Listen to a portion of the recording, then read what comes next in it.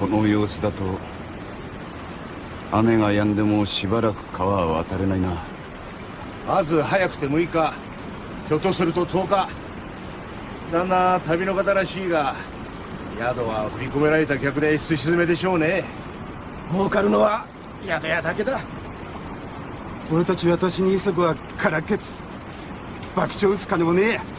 お役だって雨がいくら続こうと俺たちは立場にいるから食う心配はいらねえが、旅の貧乏人は路銀使い果たして食うや食わずだ。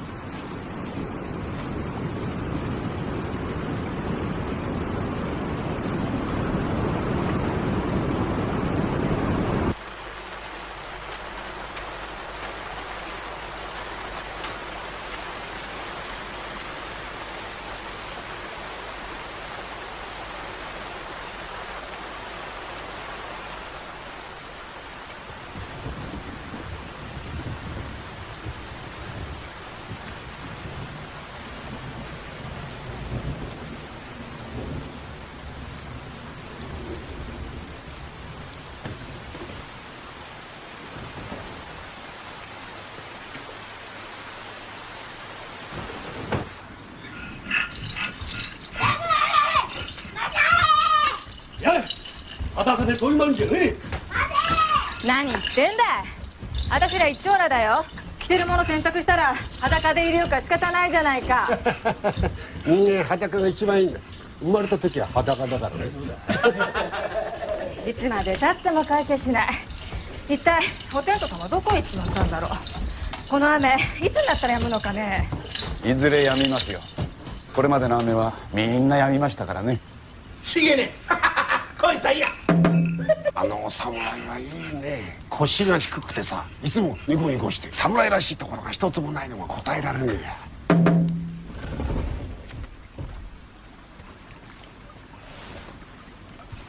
お帰りなさいませ。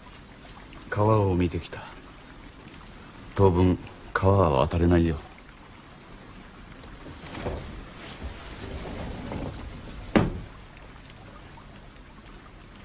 すまんな、苦労ばかりかけて。お茶でも入れましょう。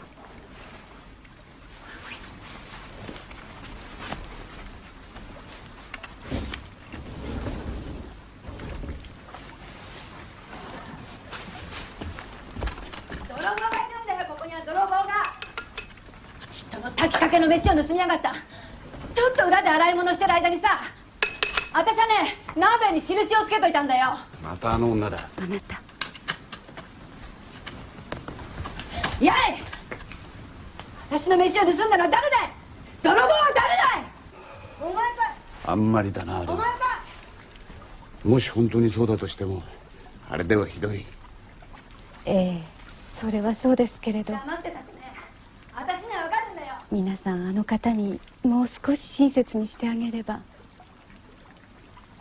あの方はのけ者にされて寂しくて悲しくて口惜しいからついあのように。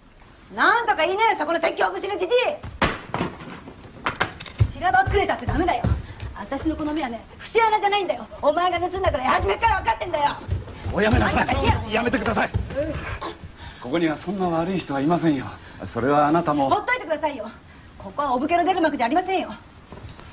私はね、卑しい家業こそしてますがね、人に物を取られて黙ってるほど弱い人間じゃ。そうですとも、無論そうですよ。ですがここは私が償いますから、一つどうか。私は何もそんな。私は物が欲しくて言ってるんじゃないんですから。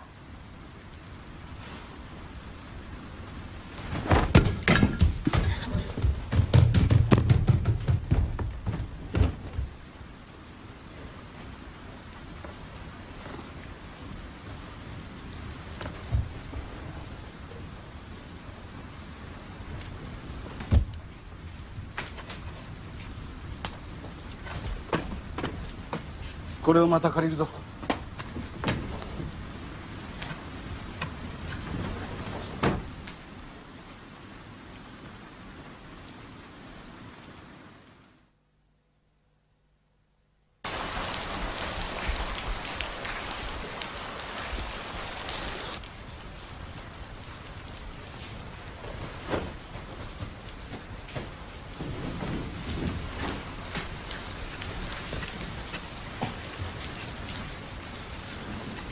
皆さんすみませんが手を貸してください。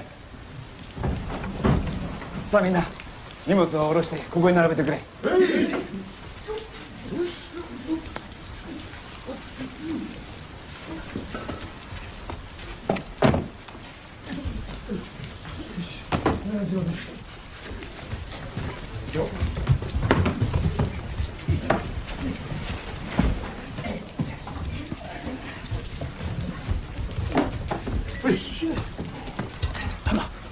旦那、これは一体どうなさったね。長雨の縁起直しをやろうと思いましてね。すみませんが皆さん手料理ということで一つ。さあ何にもありませんが楽しくやりましょう。どうぞ。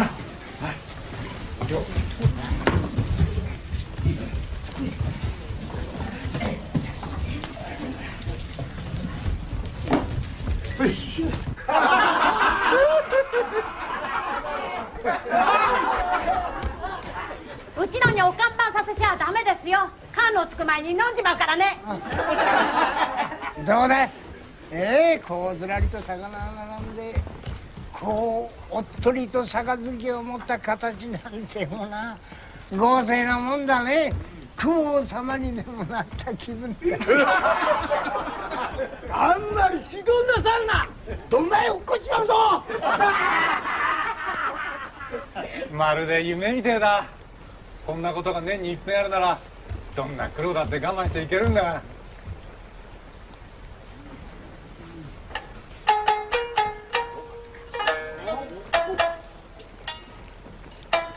雪のだるまを口説いてみた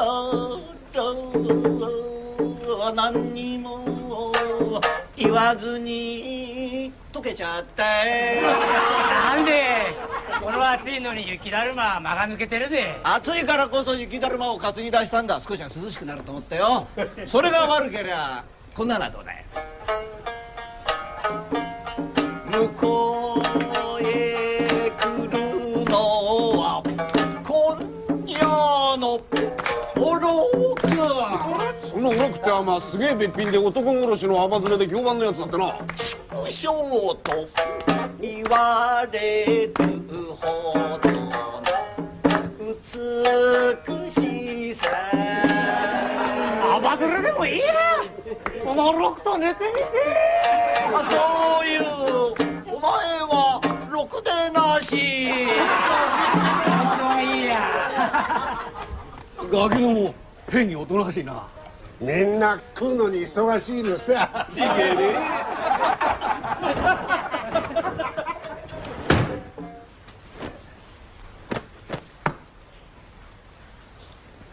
おお、帰ってきたなよ、鷹の浜。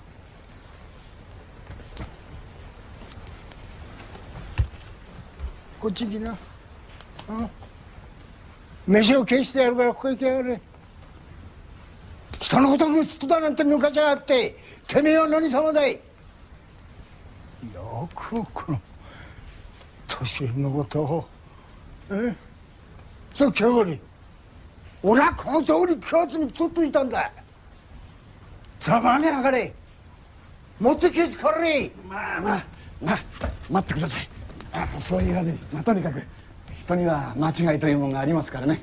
それに人間はみんなその悲しいんですから、一つもう勘弁して仲直りをして。あなたもどうぞ。何にもありませんが、さあ皆さんと一口一緒にやってください。さあどうぞ。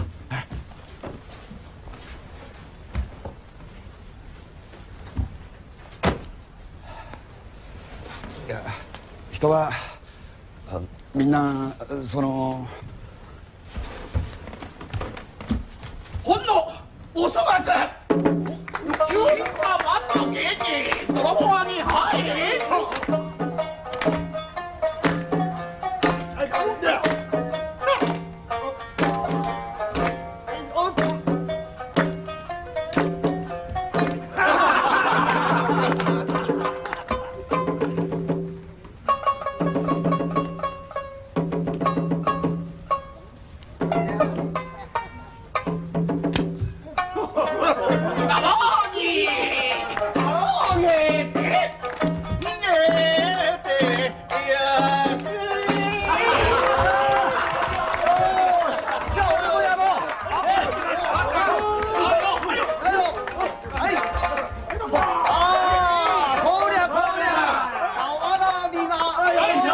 握り拳を振り上げて山の横綱春風の吹くああこりゃこりゃ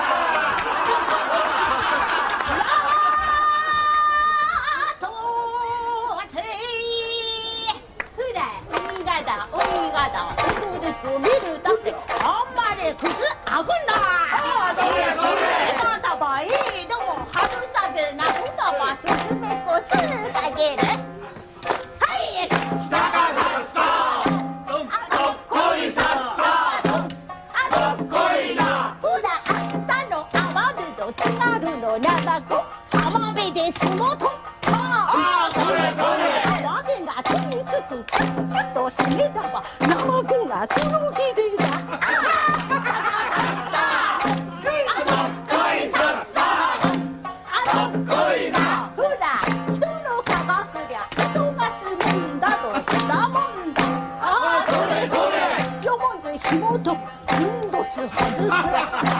持ち上げるこれをやるぬくふく下駄むけるやらほら逃げるやらほら急がすもんだどくだもんだはいだがさっさどっこいさっさどっこいなほら色は匂いのつれるるわ我がよだりそうもつねならぬ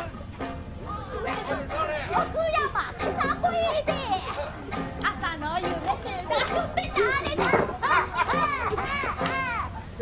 がさっさあどっこいさっさどっこいな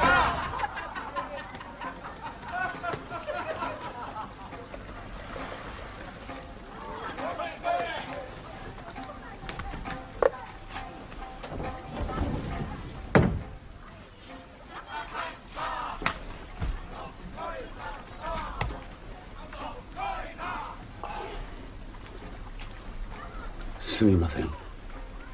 勘弁してください。掛け試合をなさいましたね。正直に言います。掛け試合をしました。どうにもやりきれなくて、あんなことを聞くと全くみんな困っているし、どんな気持ちかと思うと実に掛け試合はもう決してなさらない約束でしたね。実はこの刀を質に入れてと思ったのですが、あいにく質屋は店を閉めていたし、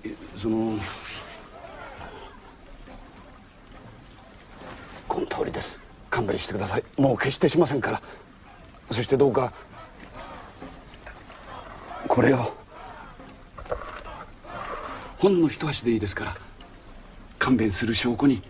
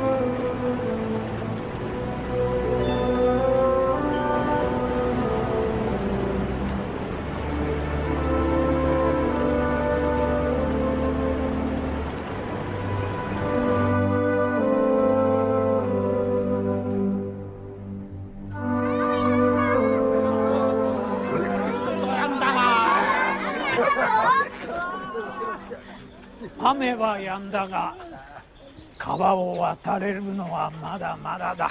でもさ、とにかく雨が上がってやれやれだね。旦那、ゆんべはどうも。おかげさまで雨が止みましたよ。ほんと旦那にはこうしなくちゃね。旦那、朝っぱらからどちらへ？少し歩き回ってくる。長雨で体がなまって気持ちが悪い。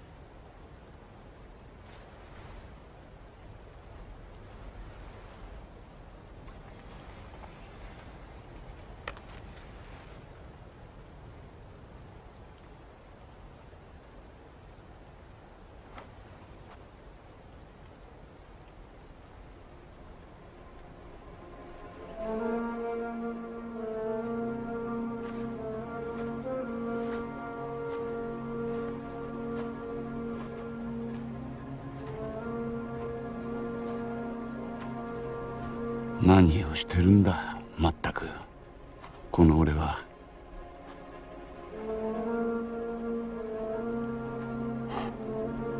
俺は構わない。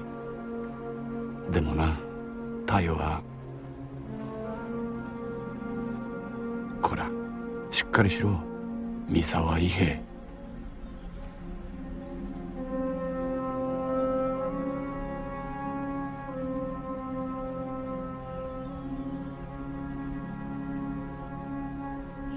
金森はやめろ。おい、これほど言ってもダメか。ではこれが最後だ。どうしてもやるのか。やる。よしどけ。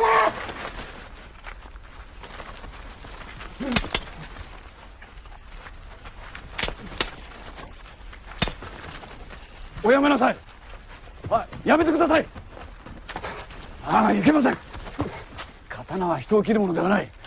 バカな自分を、いや自分のバカな心を切り捨てるために使うものです。なんだ貴様。いや私はただ。下がれ。これをやむにあまれる男の勝負だ。しかし甘えけろ。すみません、ついいやおやめなさい。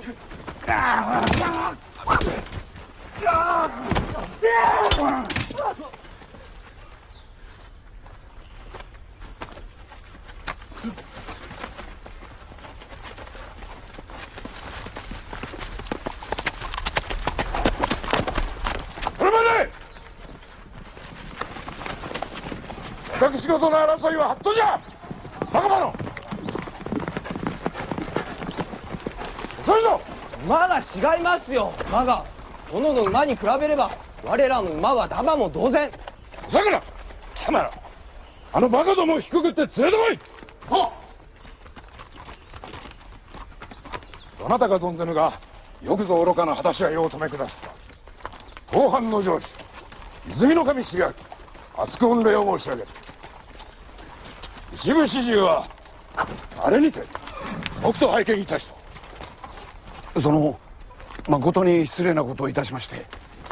いやいや、逆田ぶりの野掛けに思わぬ拾い物と申しては失礼だが、そこもとの腕前見事でござった。恐れ入ります。当地にご滞在かな。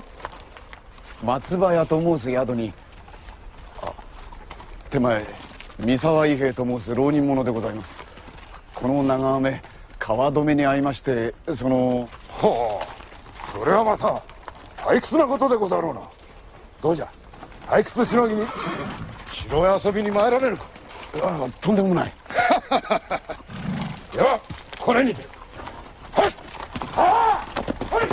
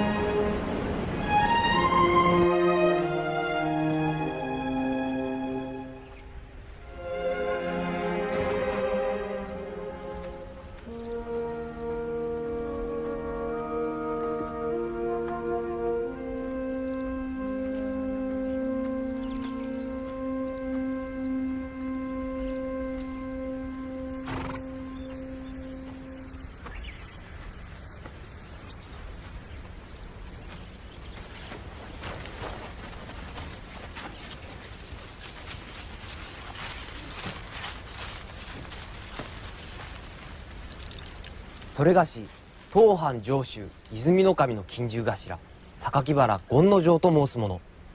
同じく近習野田又四郎。実は殿の仰せによりお出迎えに参った。ご同道くだされば重々じゃが。恐れ入ります。少しお待ちを。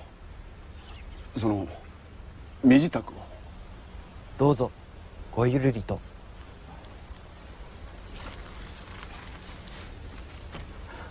これみんなに食わしてくれ。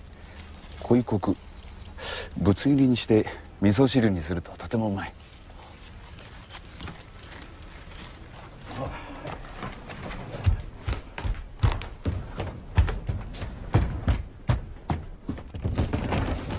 おい、困ったな。ここの殿様の使者が見えて。存じております。しかしどうする。こんな身なりではとても。お着替え遊ばせ。お前どうしてこんなもの。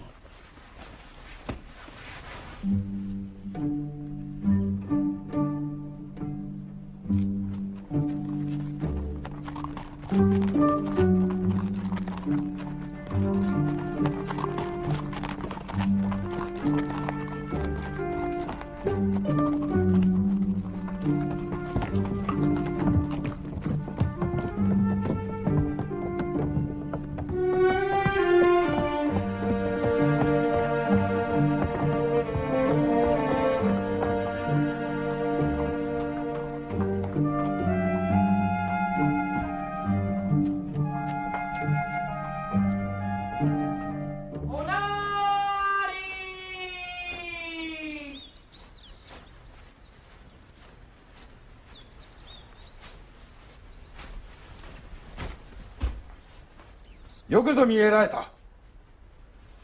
急に出迎えの者など差し向けて迷惑ではなかったかな。いいえ、とんでもありません。まあ楽にしてくれ。ところで先日はうちのバカ者どものために大変お骨折りをかけた。改めて礼を申す。恐れ入ります。さてと、前置きなしに要件を申そう。実は我が藩の剣術の指南番が半年ほど前にぽっくりいって今その後釜を探しておる。いろいろな人物に会ってみたがいずれも帯に短し、たすき流しでな。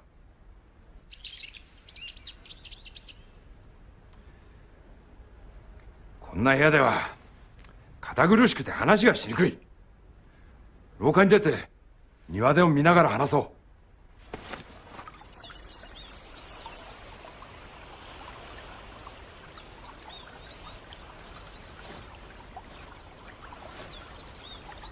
実はな、先日のお主の働きを見てその指南番にどうかと考えた。ついてはお主の身の上を聞きたい。強いてとは言わぬがよかったら話してくれぬか。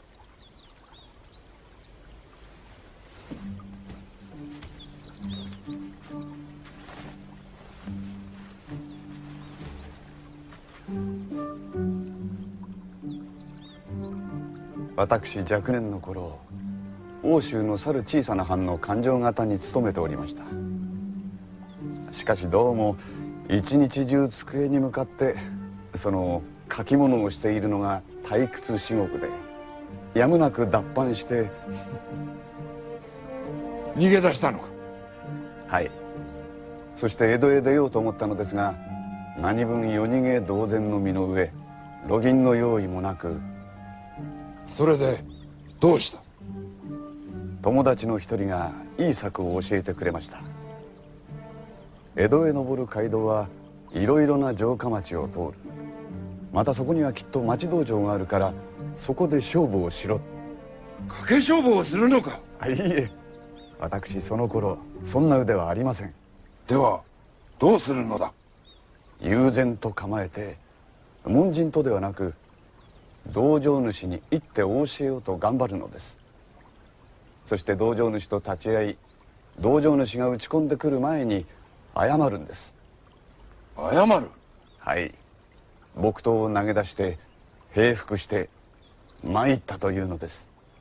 それでどうして路銀が稼げるのだ？そのようにすると道場主はいい気分になるらしく、親切にもてなしてくれます。奥へ招き入れて膳を出し一本つけてくれたり、旅の選別にと言って若干の金子を紙に包んでくれたり。なるほど、明暗だなこれは。私そのようにして無事に江戸までたどり着きました。それからどうした？はい。私やれやれと思って江戸の町を歩いておりましたところ、大きな道場の前へ出ました。私少し考えましたが、これが最後だと思ってその道場を訪ねました。辻月丹、無害流の道場です。辻月丹といえば天下に聞こえた剣客だ。そこを訪ねて勝負を挑んだのか？はい。かし筋血譚ともあろうものがまさか。そうです。そのまさかと思うことが起こったのです。辻先生は気軽に立ち会ってくださったのですが、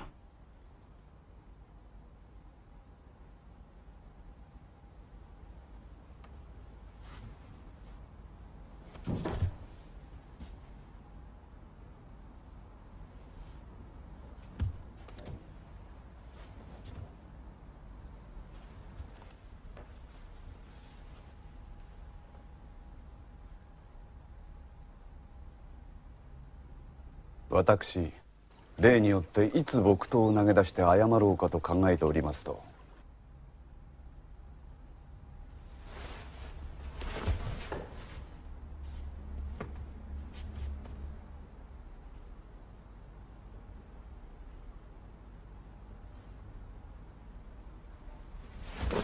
あいた！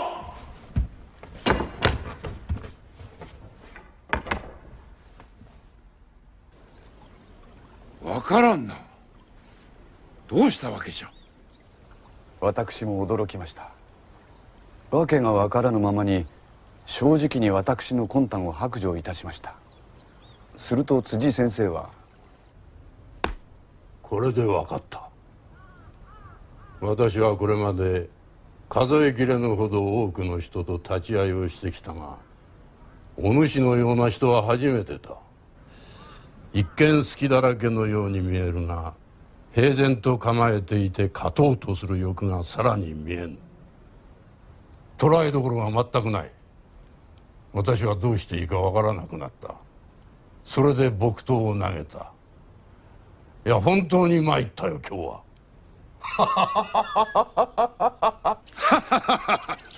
面白い、いい話を聞いた。その後お主どうした。はい、辻先生の内弟子になりました。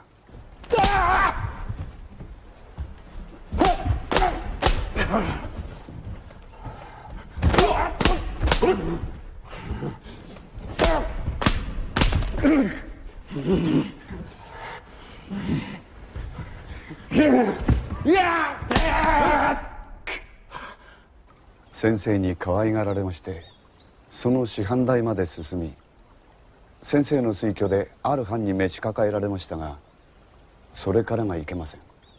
どうもうまくいかないのです。なんだか評判が悪くなって、その藩を辞し、その後2つの藩を転々としまして、今は浪々の身です。妻は、あなたは宮遣いは無理だと申して諦めておりますが。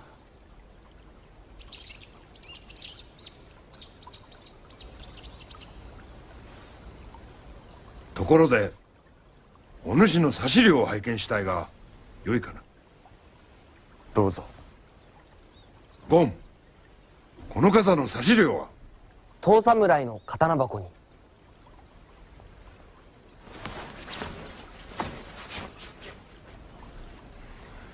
あの男権之丞という名じゃが、権助の方が似合う。そうだ、後ほど庭を案内しよう。このところ長めで庭を歩くのも久方ぶりだ。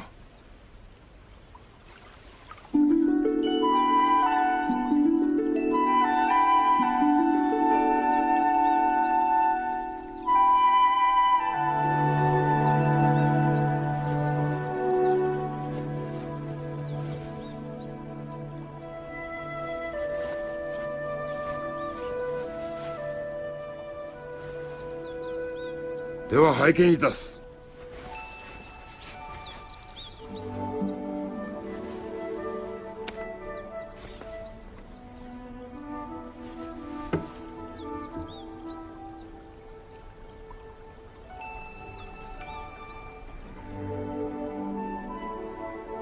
北へは痛め肌、地にへ細かに。地形が見事に入っている。波紋はすぐ、春風に吹かれるような爽やかさ、匂いも深い。無名でございますが。しかし見事じゃ。どこであがなわれた？辻先生にいただきました。刀は武士の魂というが、いや実に見事じゃ。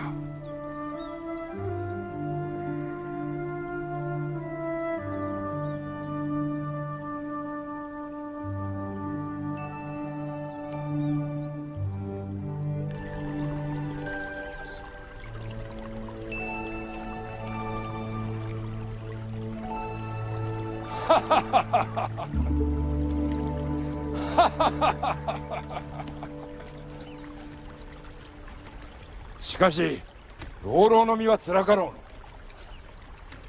辛いことも苦しいこともございますが、面白いことも楽しいこともございます。さまざまな人と付き合いますし、さまざまな出来事にも出会えます。それに比べて殿様商売はつまらん。住職たちはみんな四角四面の石頭ばっかりだし、その話ときたら面白くもおかしくもない。ただあくびが出るだけだ。殿は悪口を言うのがお好きなんです。また人にあだ名をつけるのがお上手で。うるさいぞ。そうだ、貴様にもあだ名をつけたぞ。知っております。裏なりひょうたん。生白い顔をし、殿の後ろにいつもぶら下がってるだけ。腹がすいたな。今何時だ？さあ。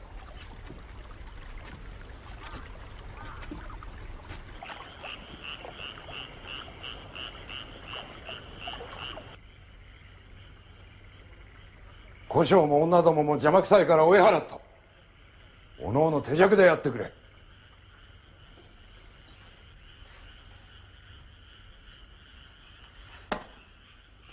引き合わせよう。これが家老の石山喜兵衛、石頭だ。あれが次席家老の明石部隊、かかしだ。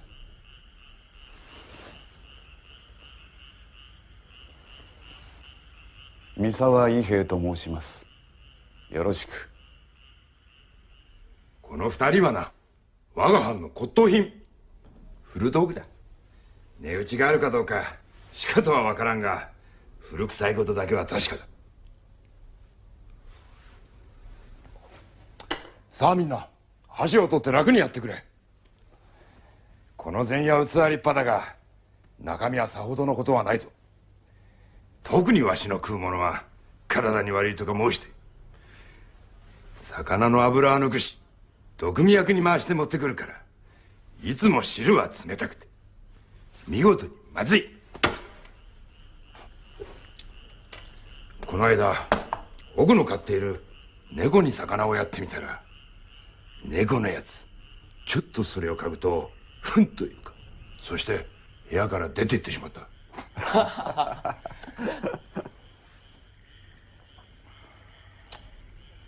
ところで藩の指南番を決めたぞ。この御仁だ。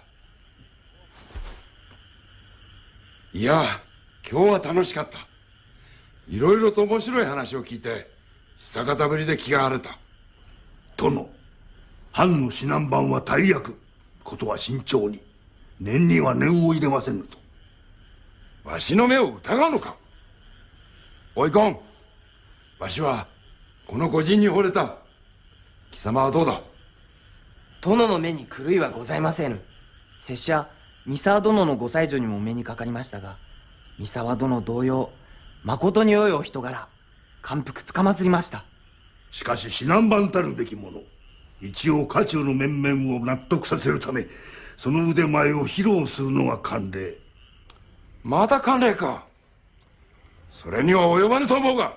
火を置いて御前試合を行うということで、それでよろしいかな。かしこまりました。石頭、にかく腹の虫が収まらん。俺たち道場主が3人とも賭け勝負で金を取られた。ざまはない。先生、あれは詐欺の手口ですよ。変に腰が低くて弱そうに見せて、先生も油断しなきゃあんなやつ。しかしそんな男が城に招かれるとは解せぬな。何あんなやつだ。うまく売り込んだに違いありません。ペコペコして。ともかくまずこの藩の指南番は俺たちの中から。それでなくてはこの城下町の者たちにも肩身が狭い。大丈夫ですよ。この殿様なかなかこるさいらしいから。トンビに油揚げをさらわれてたまるか。あいつ豪勢な籠で帰っていきました。引き出物を持った中間を連れて。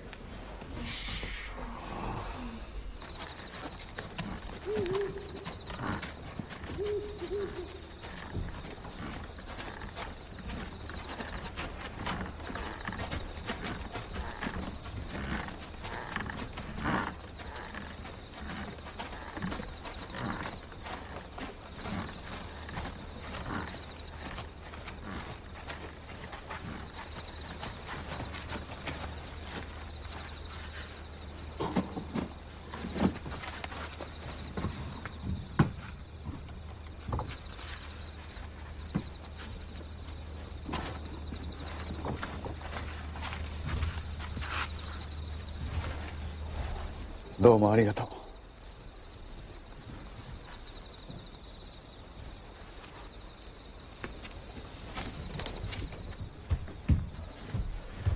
何か食べるものが入っていたら後で持ってきますからね。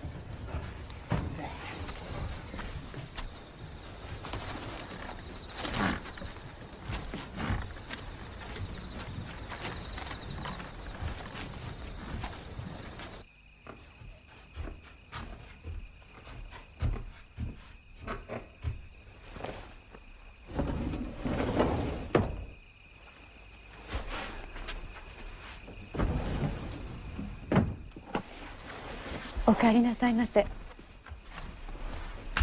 喜んでください。私ここの藩の剣術指南番に決まりました。と言ってもいいと思うんだが、いや数日後御前試合をしてそれで正式に決まるんですが、何殿様はその必要はないとおっしゃっているし、決まったも同然です。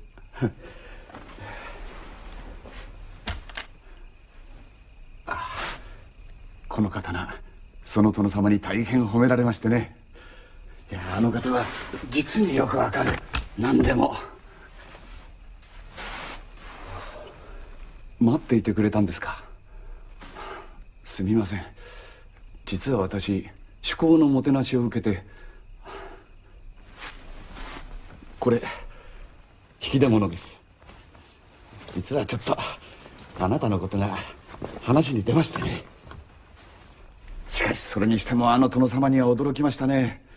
実にそのもののわかる面白い方でね。前にも言ったろ、あのお侍いいところがあるってさ。ただものじゃないよ。私みたいなもんにも親切と気を使ってくれるしさ。吐きだめにするさ。こんなとこにはもったいねえお人さね。本当に。皆さんこれをどうぞ。ここの殿様からいただいたものですよ。それが全く本当にいい殿様でしてね。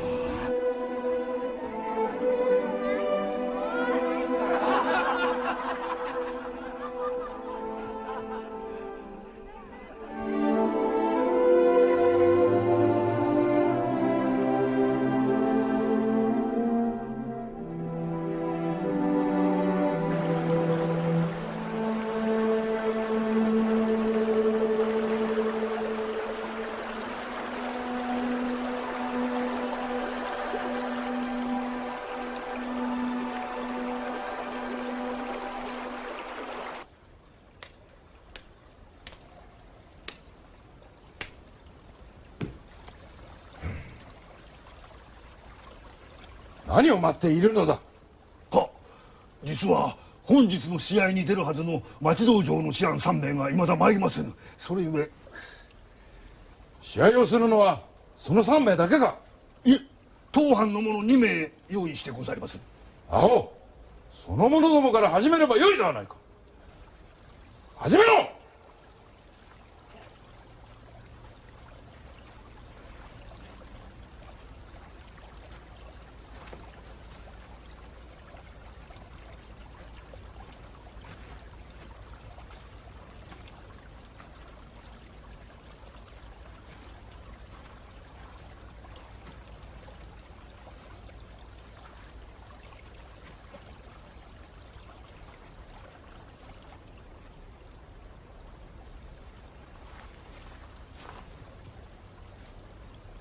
鍋山太兵お手柔らかに。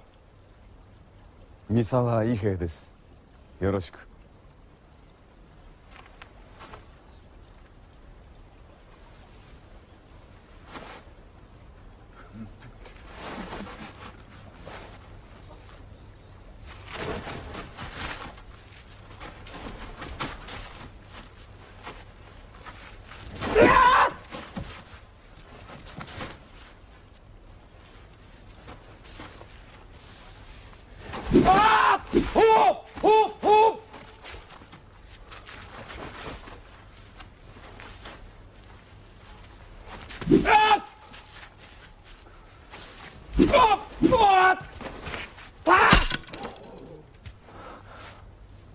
参った。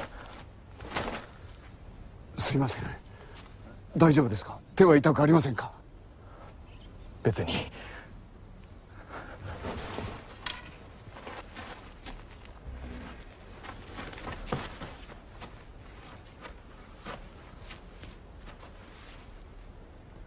次！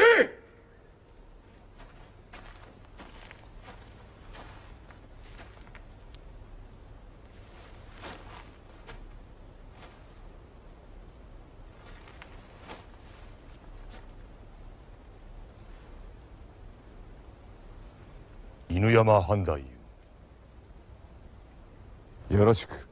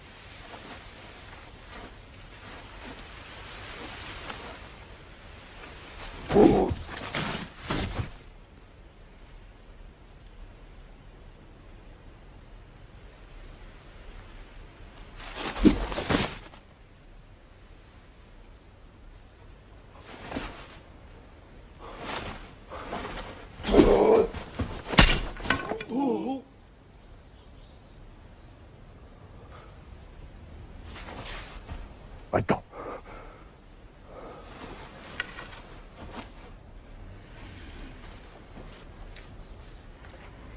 次！いまだ町道場の士官が到着いたしておりませぬ。大方そいつら逃げを打ったのじゃろ。待っていても仕方がない。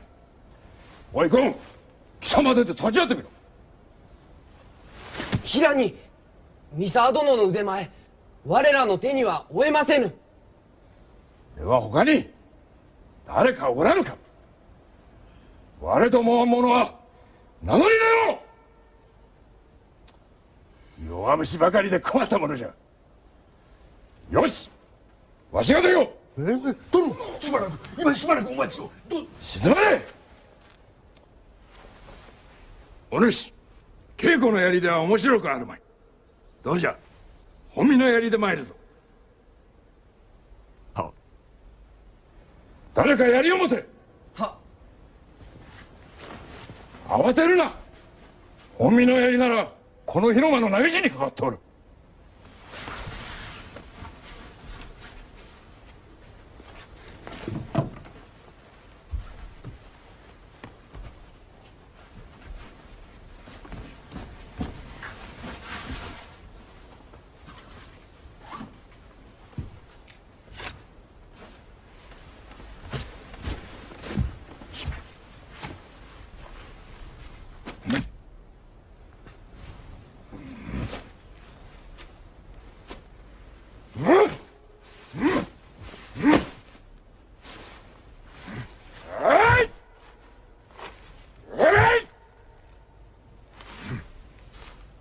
よし。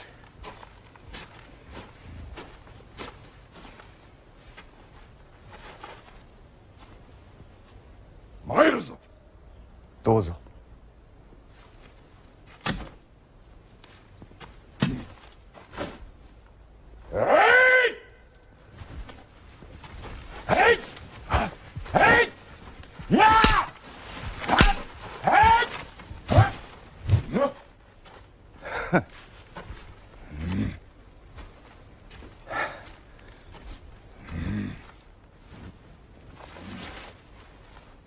遠慮は無用じゃ。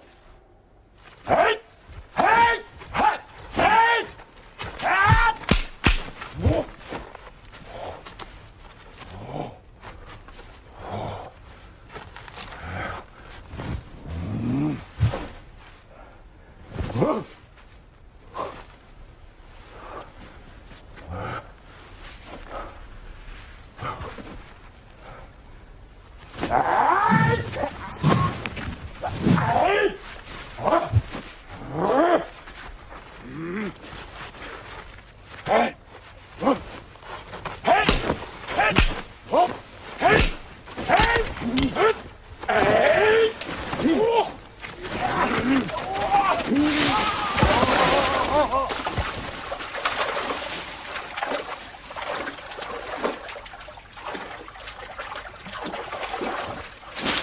これはとんだ粗相、つい本気になって。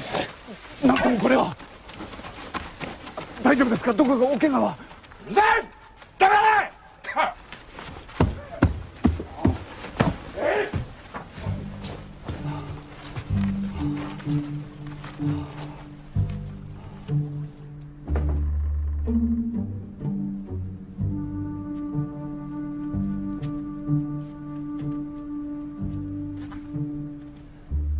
ご案じ召さるな。どんなに怒っても殿はすぐケロッとなる。もののわかるお方じゃ。仮にも剣術指南場に招こうとする貴殿と勝負しようなどと考えるのが軽はずみ。いい薬ですあれは。しかしまったくこの私は。ではこれで。カゴで送らせましょう。とんでもない。あなたには本当にお世話になりました。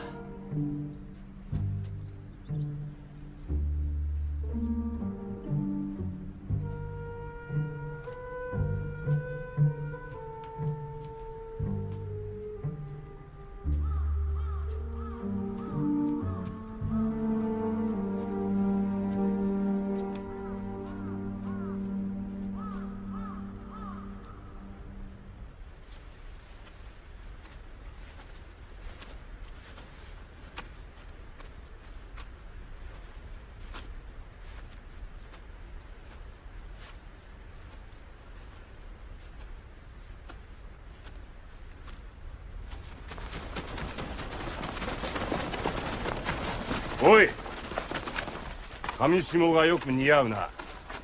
どこの馬の骨かわからんやつがほんの指南番か。バカバカしくて見てはおれん。どなたです皆さん？忘れたのか、あの賭け勝負。あの日はまんまと貴様の手に乗ったが、今日はその手は食わぬ。抜け抜け小じ色人。まあ待ってください。賭け勝負の金は使ってしまったから返せませんが、この藩の指南番の話は今日で終わりかもしれません。きれいさっぱり諦めようかともまあ一つ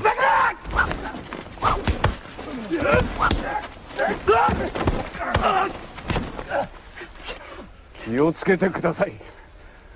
私は今日という今日、自分自身に腹が立ってムカムカして無茶な気持ちになっている。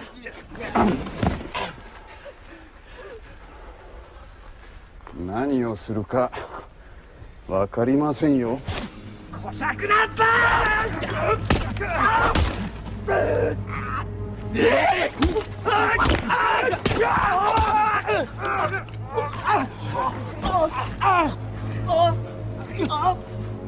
やめましょう。もうたくさんです。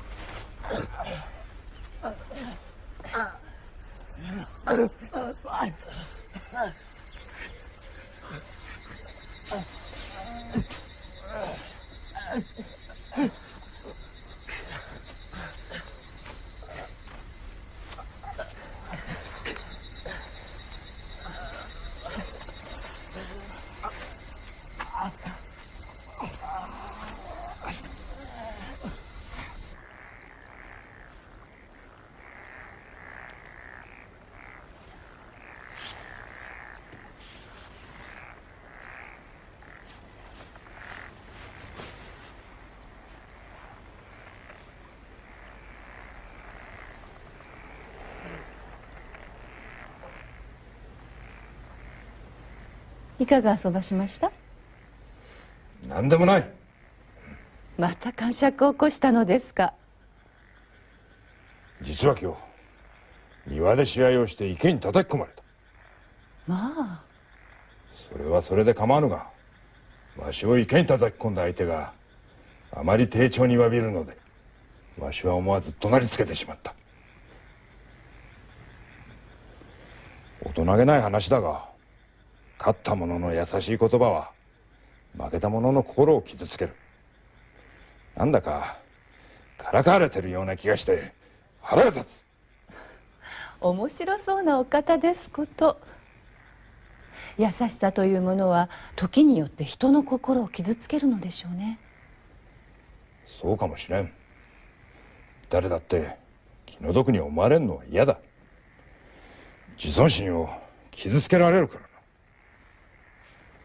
お強い方も大変ですこと。本当に強い方はどんなに善良に生まれついても誰かしらの恨みを買ってしまうでしょうし。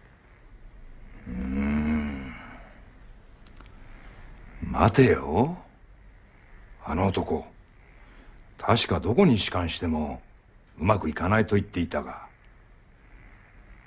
なるほど、そうか。そうかもしれん。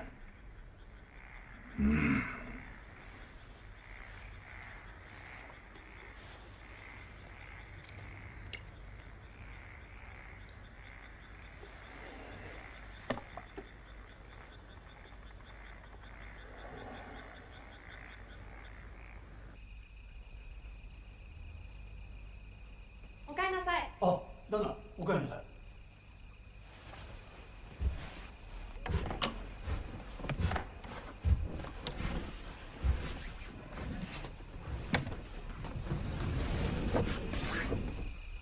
お帰りなさいませ。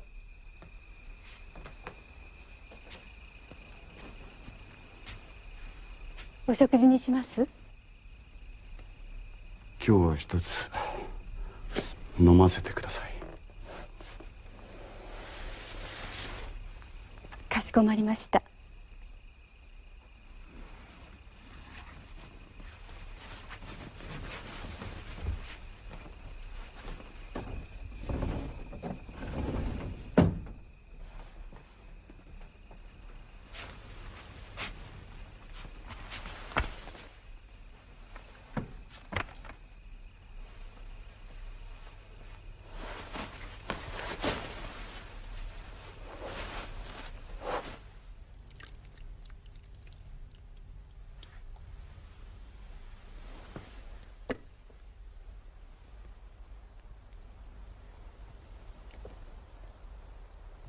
今日はみんな出立して静かになってしまいました。皆さん優しいいい方ばかり。自分の暮らしさえ満足でないのに、悲しいほど思いやりの深い温かな人たちでしたわ。貧しい者はお互いが頼りですからね。自分の欲を張っては生きにくいのでしょう。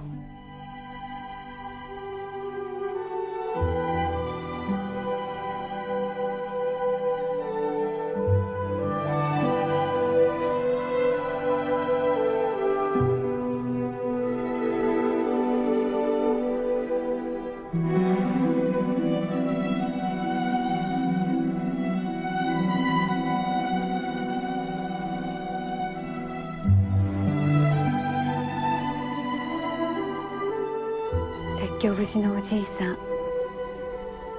あんな嬉しかったことは生まれて初めてだった。世の中はいいものだということをこの年になって知りましたって。そして若くはなれないけれど、どんなに嫌な思いをしても生きていることは素晴らしいことですねっておっしゃるの。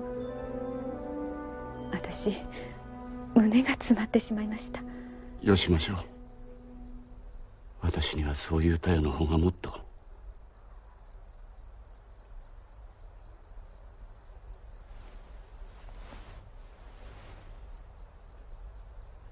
しかしこれももうおしまいです。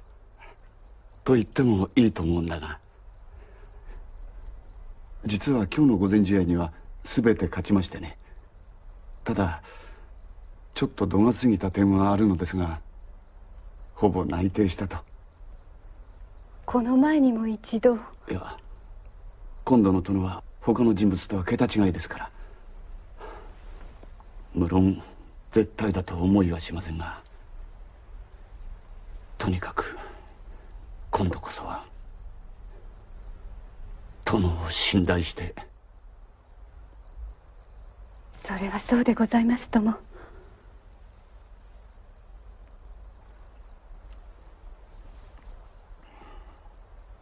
おかわりをつけましょうか。お食事になさいますか。そうだね。そう、食事にしましょう。すぐご用意いたします。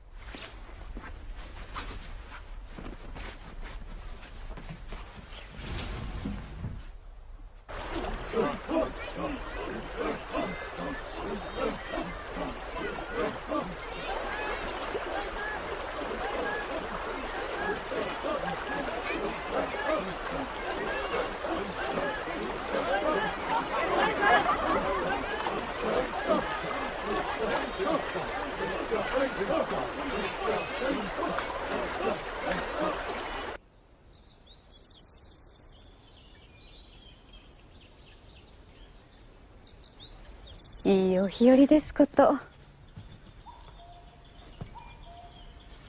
少し雲があるくらいの日でも、あの峠はよく雨が降るそうですから、川を越すなら今日のような日がいいと言いますが。お出かけになるのですか。いや、出かけはしない。ちょっと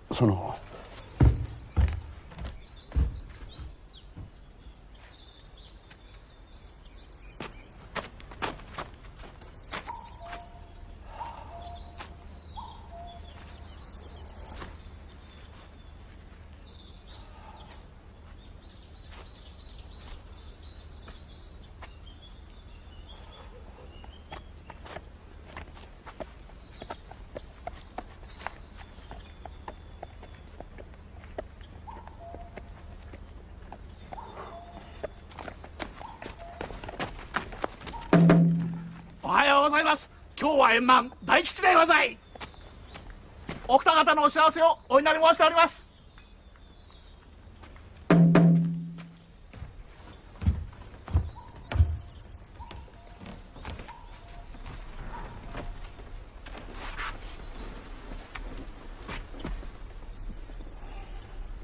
天気は申し分なしですがね。ともかく先方でも何とか言ってくるだろうし、黙って立つというわけにもいかないと思うんだが。そうでございますね。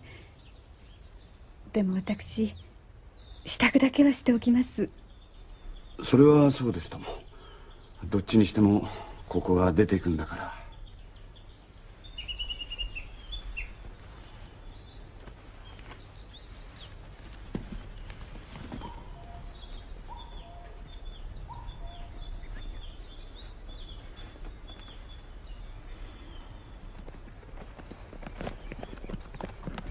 来たようですね。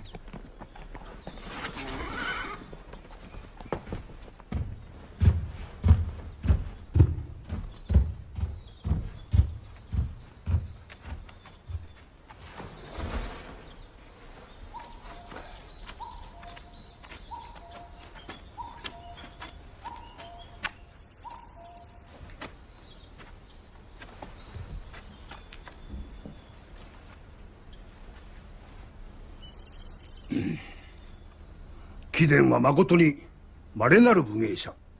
その類のないお腕前といい、高邁なるお志といい、ぜひとも藩の指南番にと殿もご熱心のように拝されまして。いや、そんな、それは過分なお言葉です。私はそんな。さような次第で殿に対しいささかの無作法はあったものの、当藩としてはすでにお召し抱えを決定しかかったのであるが、そこに思わぬ故障が起こったのでござる。故障と申しても当方のことではなく、責任はそこもとから出たのじゃが、それは貴殿が掛け試合をなされた。城下町の猿道場において金子をかけて試合をし、勝ってその金子を取って行かれた。もちろんご記憶はござりましょう。確かに覚えております。覚えておりますが、それは実にまことに気の毒なものがおりまして、この宿にいた客なのですが。理由のいかんにかかわらず、武士として掛け試合をするなどということは不届き千万、不面目の第一であるし、それを訴え出た者がある以上、当藩としては慣例上手を引かざるを得ません。残念ながらこの話はなかったものとお思いくださるように。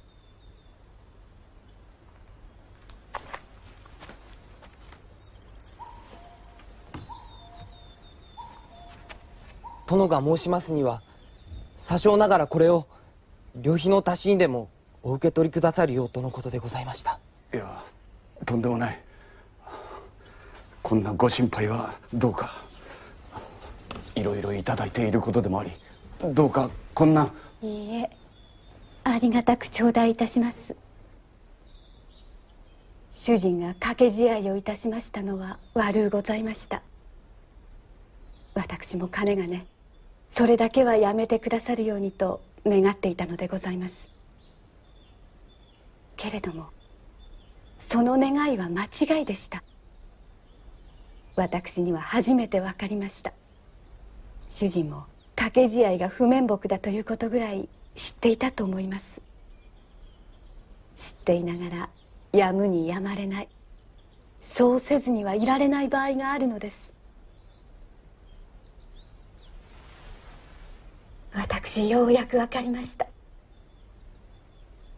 大切なことは主人が何をしたかではなく、何のためにしたかということではございませんか。あなたたちのようなデクノボーにはお分かりいただけないでしょうが。おやめなさい、タヨン。失礼ですから。はい、やめます。そしてあなたにだけ申し上げます。これからはあなたのお望みなさる時、いつでも掛け試合をなさってください。そして周りの者みんな、貧しく頼りのない気の毒な方たちを喜ばせてあげてくださいまし。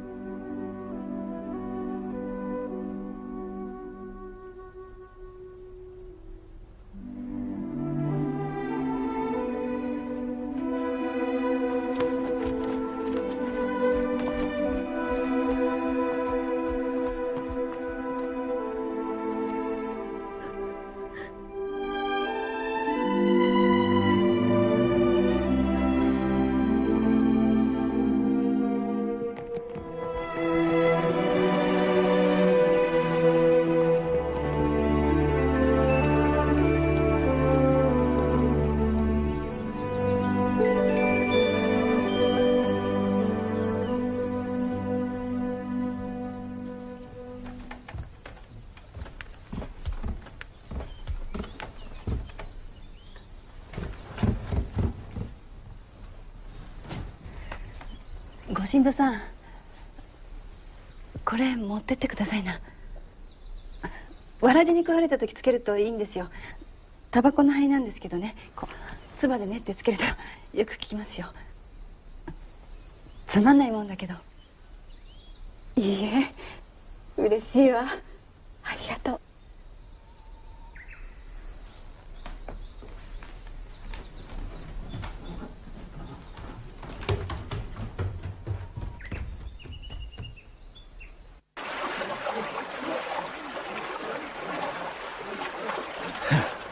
こんな立派な先生を袖にするなんて。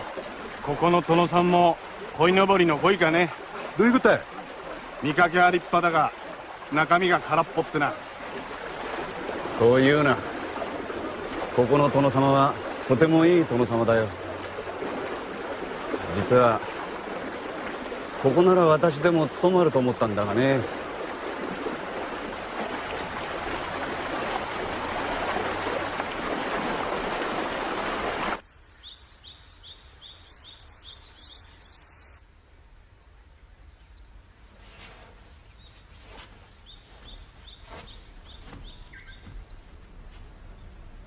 そこで妻女は何をしたかではなく何のためにしたか、それが大切なことだと申したのだな。はい、確かに。そしてあなたたちのようなデクノボーには分かるまいと。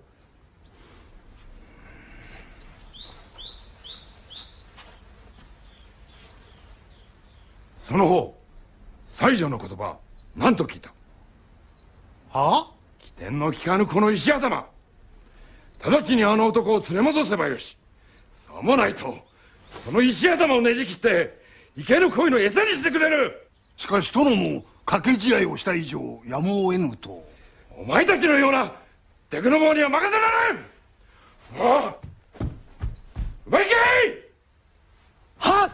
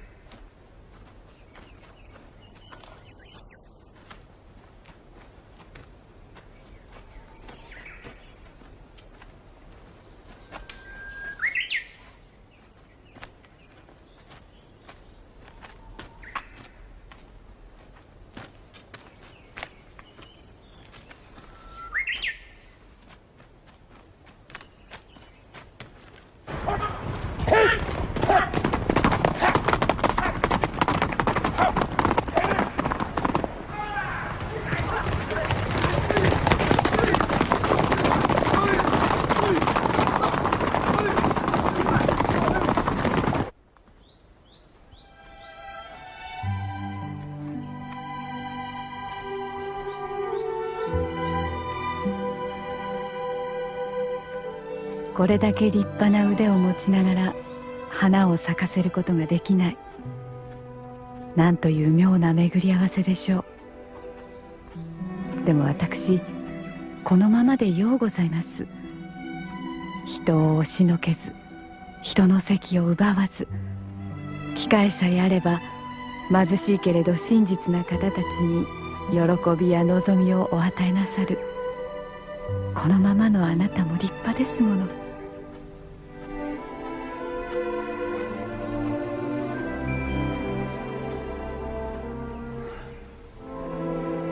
一汗かいてきます。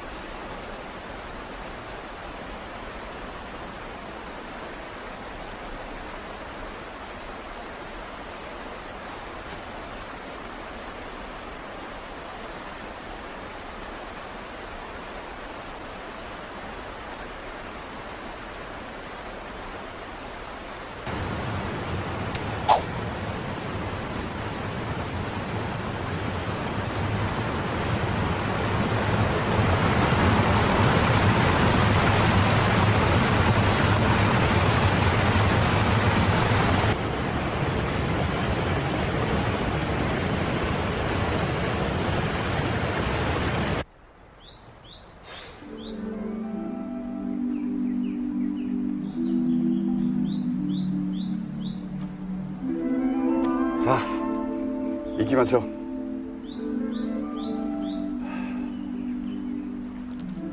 未練は切って捨てました。元気を出してください。私は元気ですよ。と言ってもいいと思います。